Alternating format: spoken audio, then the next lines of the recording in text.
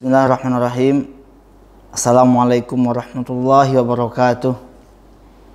Alhamdulillah, salatu wassalamu ala rasulillah wa ala alihi wa ashabihi wa mawalah.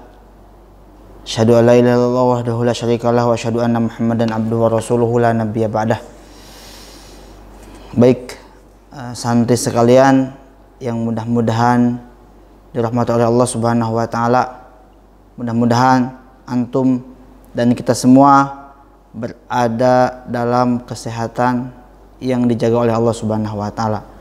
Baik, kita lanjutkan pelajaran nahwu kita kali ini insyaallah dengan judul al-mu'rabat, yaitu yang di'rabkan.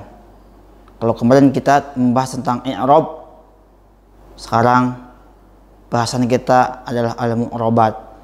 Akan tetapi sebelum kita masuk pada bab al-mu'rabat, ada beberapa yang perlu disampaikan mengenai nahwu, yang mana dalam nahwu ini biasanya orang identik dengan ilmu alat atau bagaimana kita bisa mengetahui tata cara membaca kitab gundul atau bahasa Arab yang tidak ada harokatnya.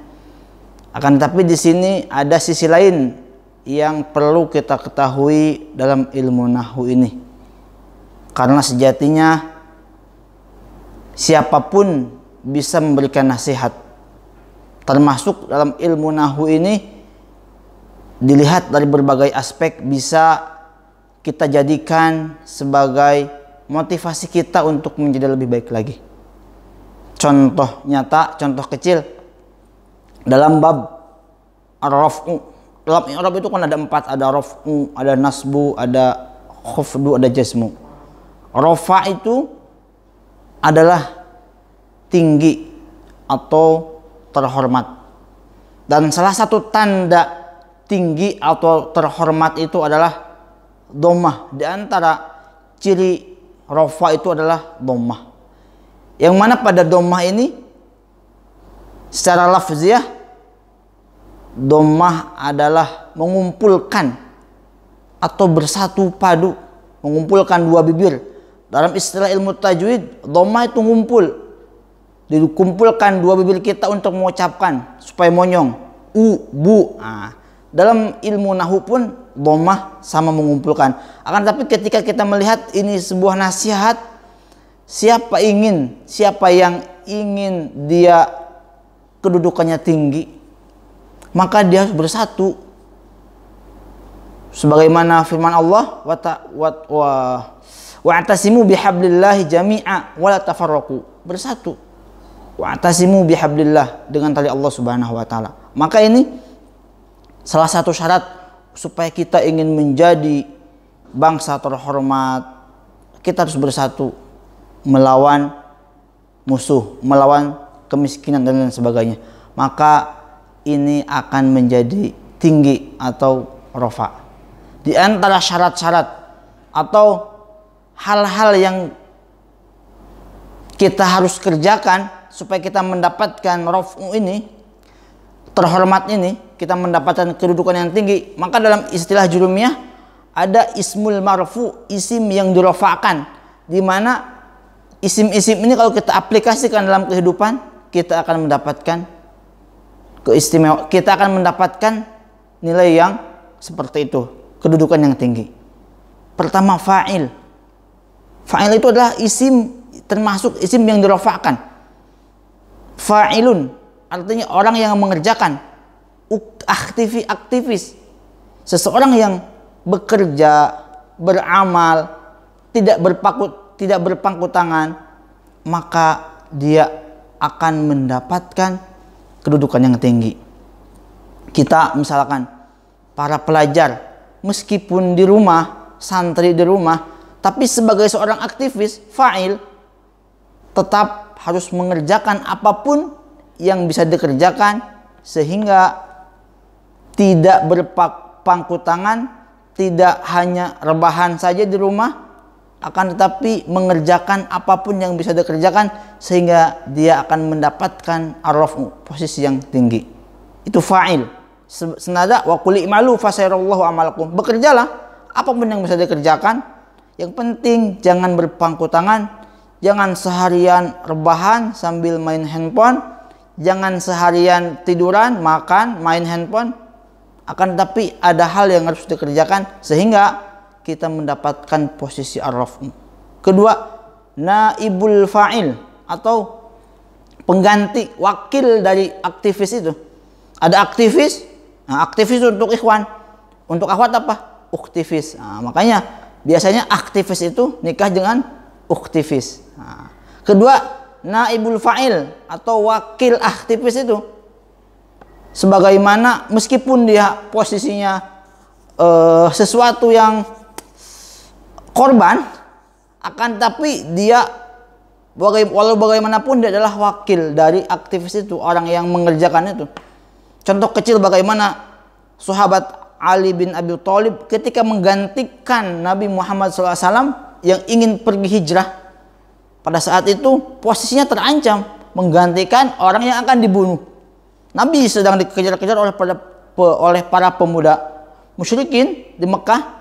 Tiba-tiba tempat tidurnya yang mana sudah diincar oleh kaum musyrikin itu digandakan oleh Sayyidina Ali, sahabat Nabi. Itu posisinya terancam, akan tetapi walau bagaimanapun itu menjadikan tempatnya tinggi, araf naibul fa'il. Atau ada para hufazul Quran yang diutus oleh Nabi atas permintaan salah satu suku di Jazirah Arab supaya mengajarkan kepada mereka, akan tetapi mereka berkhianat pada saat itu. Ketika para hufaz datang yang diutus oleh Nabi, mereka dibunuh oleh orang-orang tersebut, yang mana ketika mendengar kabar tersebut Nabi berdoa dengan qunut nazilah. Artinya orang-orang naibul fa'il itu, para pengganti tersebut, mendapatkan kedudukan mulia di sisi Allah Subhanahu wa taala, apalagi ketika di akhir hayatnya didoakan langsung oleh Nabi, bahkan tercatat dalam sejarah. Setelah itu ada fa'il sebagai aktivis, naibul fa'il sebagai orang yang mewakili ketika aktivis gak ada. Setelah itu ada mubtada atau dalam istilahnya pionir kebaikan. Mubtada itu di mana-mana dia pertama, orang yang pertama. Al-fadlu lil mubtadi wa in ahsana al muqtadi.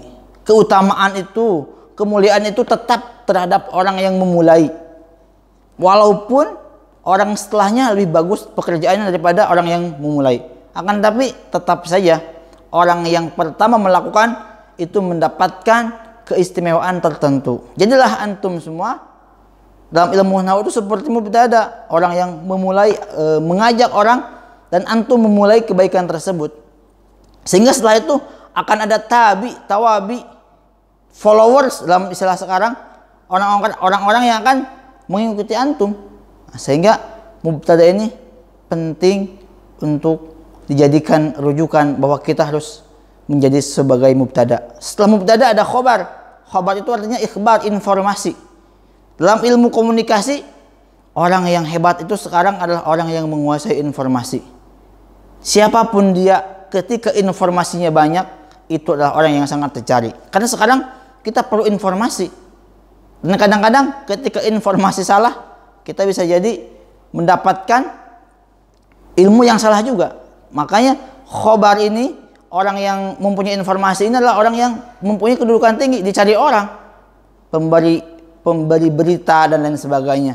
Karena orang-orang ingin mendapatkan informasi apa? Misalkan sekarang tentang corona, ini bagaimana informasi yang betul?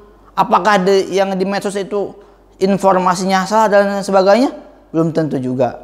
Karena informasi ini, ketika orang-orang menjadikan informasi ini, meskipun ini adalah salah, tapi dimasifkan, bisa jadi betul. Nah, makanya orang yang mempunyai informasi dan baik kemudian dibagikan, itu bisa menjadi orang yang tinggi kedudukannya. Dan terakhir, dalam ismul marfu ini, isim yang dirafa'kan adalah tawabi atau isim yang mengikuti, orang-orang yang mengikuti kepada kebaikan. Laqad kana lakum fi Rasulillahi uswatun hasanah. Sungguh pada diri Nabi itu ada suri tauladan yang baik. Ini adalah ayat untuk supaya kita menjadi follower Nabi. Nabi mengerjakan kebaikan dan kita pun umatnya mengikuti tersebut. Sehingga kita tidak mampu menjadi fa'il, kita tidak mampu menjadi naibul fa'il, kita belum kuat untuk menjadi pionir kebaikan sebagai mubtada atau menguasai berita, informasi dan sebagainya. Minimal kita yang terakhir, kita adalah pengikut orang-orang yang baik, pengikut orang-orang yang melakukan keistiqomahan dalam kebaikan, sehingga pada akhirnya kita juga akan mendapatkan kedudukan ar-raf'u yang tinggi. Ini mungkin kadang ada orang juga yang tidak menyukai antara dikait-kaitkan ilmu nahwu dengan kebaikan, akan tetapi tidak ada salahnya supaya kita menjadi lebih baik. Ini akan menjadi catatan dalam diri kita sehingga kita ingin menjadi terus lebih baik lagi, dan pada akhirnya kita pada semuanya ingin menjadi orang-orang yang husnul khotimah dalam kebaikan. Mungkin sesi kali ini dicukupkan segitu saja. Mudah-mudahan kita semua mendapatkan berkah dari Allah Subhanahu wa taala.